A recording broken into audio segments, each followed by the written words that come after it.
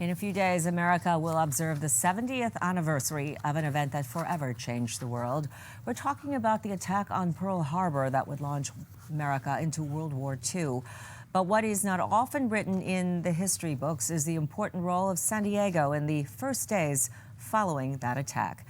KUSI's John Soderman joins us now with that story. John? Yeah, thank you, Sash. The days were scary here after the attack on Pearl Harbor as the city waited nervously to see if the Japanese had San Diego in their crosshairs. When the Japanese attacked Pearl Harbor, San Diego braced for the worst. What is little known about the attack on Pearl Harbor is San Diego's extremely vital role in preparing for the possibility of a Japanese attack on the mainland.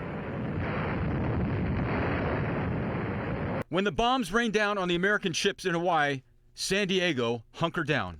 And it was no wonder San Diego was at the ready. In the Pearl Harbor attack, the Japanese used 353 planes to kill 2,459 Americans. The entire city went into blackout conditions and essentially waiting for a Japanese invasion. The words of Daniel Sutton, the coordinator of this special historical reenactment of Point Loma's call to action in making sure the American mainland was safe from attack, that it would have the country's back. In the event of an attack, this would have been essentially where they would have gotten immediate first aid. The two trucks on the ends were command reconnaissance. These are the trucks that they would use to have the brass shuttled around from here to there, look at sites where the battle's going to be. This was the front line of the war in the Pacific after Pearl Harbor was taken out. And for the first 72 hours after the attack, all of the news of what was going on at Pearl Harbor was going through that building directly behind us.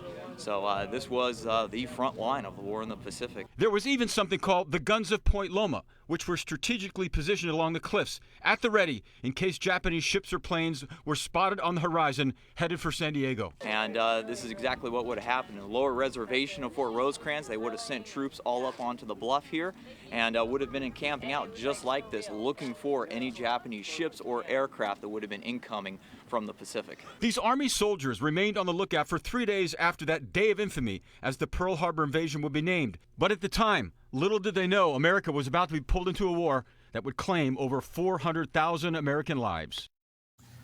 Now, the Japanese attack resulted in the damaging or sinking of 16 U.S. warships. 188 planes were also destroyed. In the newsroom, John Soderman, KUSI News.